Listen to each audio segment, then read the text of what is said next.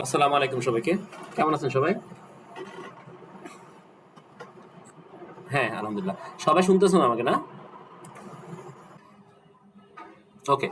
আচ্ছা, আমরা এই যে নক সেন্সর অলরেডি দেখেছিলাম, এবার আমরা রেল প্রেশার সেন্সরে যাই। রেল প্রেশার সেন্সরটা রেলটা সাধারণ এটাকে ফুয়েল প্রেশার সেন্সরটাকে আরেক নাম রেল প্রেশার সেন্সর বলে।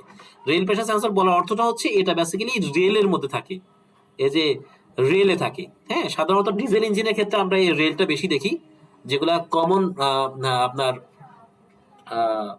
কমন রেল ডিজেল ইঞ্জিন যেটাকে আমরা বলি, কমন রেল ডিজেল ইঞ্জিন বা হচ্ছে আপনার যেটাকে আমরা ডিরেক্ট ডিজেল বলি, ডিআইডি। হ্যাঁ, এক এক ম্যানুফ্যাকচার এক এক রকম নাম দিচ্ছে। তো এই রেলে আমরা সাধারণত এই যে রেল প্রেশার সেন্সরটা থাকে। আচ্ছা, তার আগে আমার কাছে সবার কাছে আমার একটা কোশ্চেন আছে। কোশ্চেনটা হচ্ছে এই ডিআইডি তে বা হচ্ছে এখন যেই পেট্রোল ইঞ্জিন আসছে, যেটা হচ্ছে ডিআই, যেটাকে আমরা ডিআই বলি, ডিরেক্ট ইনজেকশন। এই ডিরেক্ট ইনজেকশনে কিন্তু আমরা এই যে কমন রেল দেখি। আর কমন রেল থাকার কারণেই কিন্তু এই যে কমন রেল সেন্সরও থাকবে বা ফুয়েল প্রেশার সেন্সরও থাকবে। আচ্ছা, এই ডিআইডি তে বা কমন রেলে এই এই কমন রেলটা কেন ইউজ করা হয়? এটার পারপাস কি? One kind of tube. এটার ইনসাইডে হচ্ছে, এখানে সবসময় প্রেশারাইজড ফুয়েল থাকবে, নট ফুয়েল, প্রেশারাইজড ফুয়েল থাকবে। আচ্ছা, তো আমার নর্মালি কি হয়, আমি যদি চিন্তা করি, এ হচ্ছে আমার ফুয়েল পাম্প, হ্যাঁ, যেটাকে আমরা হাই প্রেশার পাম্প বলি। তো ফুয়েল পাম্প কি করে, সে হাই প্রেশার ফুয়েলটাকে জেনারেট করে। তো জেনারেট করে সে কি করে, এই ফুয়েলটা কমন রেলে দেয়, তাই না? তো আমরা তো এরকম করতে পারি, আগে এক সময় যে কমন রেল ছিল না, সেখানে আমরা দেখতাম যে এই ফুয়েল পাম্পের সাথেই প্রতিটা সিলিন্ডারের প্রতিটা ইঞ্জেক্টরের সাথে যদি 4টা ইঞ্জেক্টর থাকতো, তাহলে 4টা ইঞ্জেক্টরের 4টা লাইন থাকতো ফুয়েল পাম্প থেকে। তো কমন রেলের ক্ষেত্রে এটা হচ্ছে না কেন? তো কমন রেলের কারণ, কমন রেলে এটা না হওয়ার মেন রিজন হচ্ছে কি, আমার ডিআইডির অ্যাক্সেলারেশন কিন্তু মোর দেন অনেক বেশি ফাস্টার নর্মাল নর্মাল ইঞ্জিনের তুলনায়, মানে নর্মাল ডিজেল ইঞ্জিনের তুলনায় বা নর্মাল পেট্রোল ইঞ্জিনের তুলনায় ডিআইডি সিস্টেমের অ্যাক্সেলারেশন কিন্তু মোর ফাস্টার। তো এটার রিজন হচ্ছে কি, আমি যখন আমার একটা টিউবের মধ্যে আমি কি করতেছি, প্রেশারাইজড ফুয়েল রাখতেছি, কন্টিনিউয়াসলি থাকতেছে সেখানে। যখনই একটু কমে যাচ্ছে তখনই ফুয়েল পাম্প কি করতেছে, প্রেশারাইজড ফুয়েল থ্রো করতেছে রেলের মধ্যে। তো এটার কারণে কিছু পরিমাণ ফুয়েল কিন্তু অলমোস্ট রেলের মধ্যে থেকে যায়। তো থেকে যাওয়ার মেন এটার মানে এটার যে অ্যাডভান্টেজ, সেটা হচ্ছে আমার যখনই যে সিলিন্ডারে দরকার ফুয়েল, প্রেশারাইজড ফুয়েল, সেটা পাম্প থেকে আনতে হচ্ছে না। কারণ পাম্প তো কেমন ফুয়েলটা জেনারেট করবে, মানে প্রেশার জেনারেট করে সে হচ্ছে দিবে ইনজেক্টরকে। তো এই পাম্প যে প্রেশার জেনারেট করে ইনজেক্টরকে দিবে, এখানে তো তার দেখা গেছে সময় লাগতেছে। যাতে এই সময়টা না লাগে, পাম্প কিছু পরিমাণ ফুয়েল এই কারণে এই যে রেলের মধ্যে প্রেশারাইজড ফুয়েল থাকে, ডিউ টু আপনার এই যাতে ইনস্ট্যান্ট আমি যখন যে সিলিন্ডারে ফুয়েল দরকার হয় সাথে সাথে যাতে ইনস্ট্যান্টলি পাইতে পারি। ডিআইডির অ্যাব্রিভিয়েশন হচ্ছে ডাইরেক্ট ইনজেকশন অফ ডিজেল। হ্যাঁ, আর ডিআর অ্যাব্রিভিয়েশন হচ্ছে ডিরেক্ট ইনজেকশন। আচ্ছা, তাহলে আমরা এই যে অলরেডি ফুয়েল প্রেশার সেন্সর এর কাজ অলমোস্ট প্রেশার সেন্সর, ওই যে আমাদের সব প্রেশার সেন্সরেরই কিন্তু ফাংশন এক। আমরা এই যে এত মানে যতগুলা প্রেশার সেন্সর দেখেছিলাম, যেমন আমি যদি একটু পিছনে আসি, আহ, এই যে ম্যাপ সেন্সর, হ্যাঁ, এটাও একটা প্রেশার সেন্সর।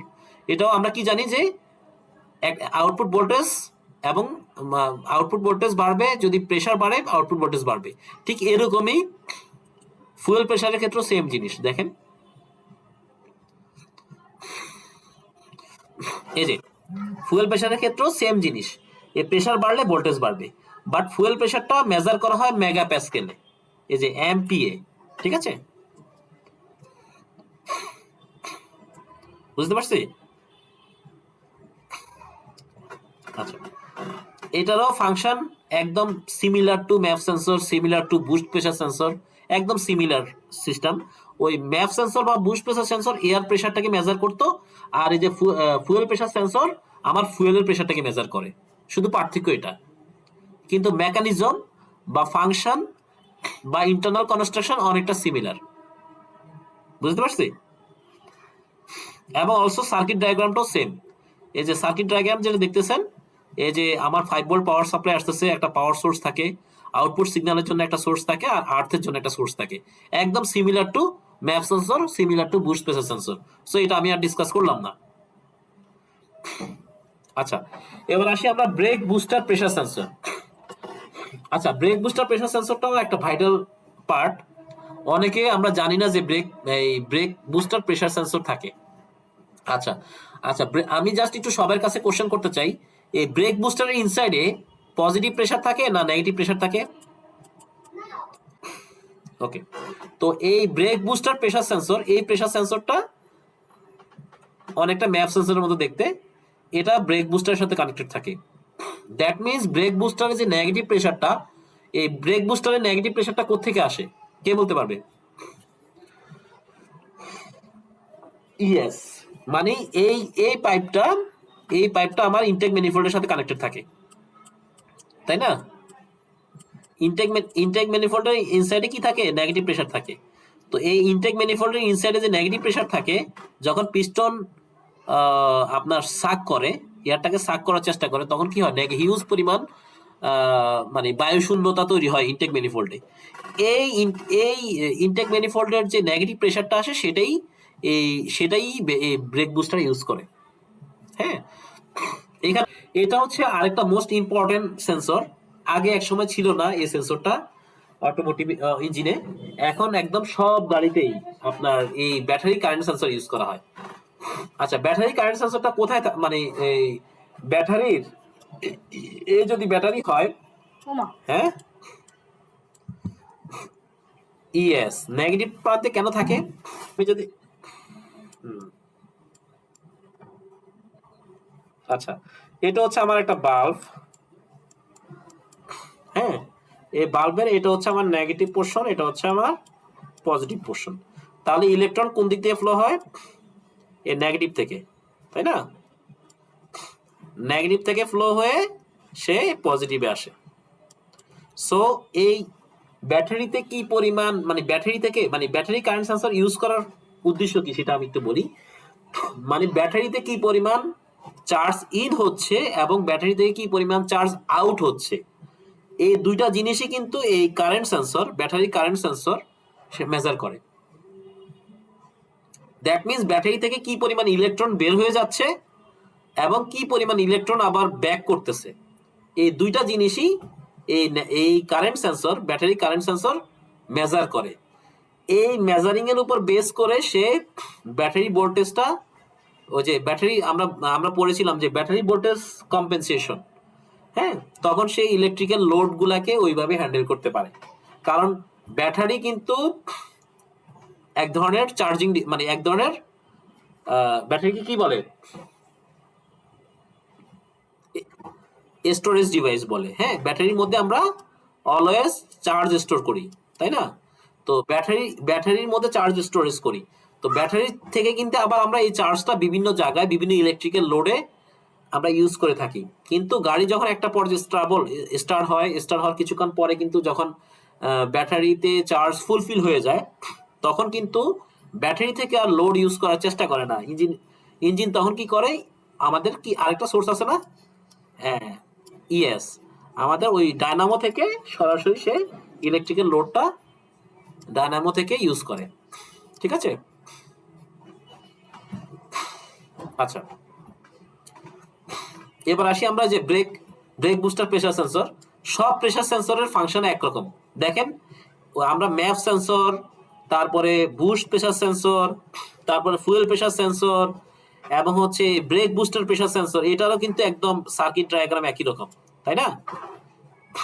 এবং এটাও কিন্তু আপনার এয়ারের প্রেসারটাকে মেজার করে, তাই না? Negative pressure. তাহলে এই যে এটাও এই যে কেপিএ তে মেজার করে এবং প্রেসার বাড়লে অটোমেটিকলি ভোল্টেজ বাড়বে। ঠিক আছে?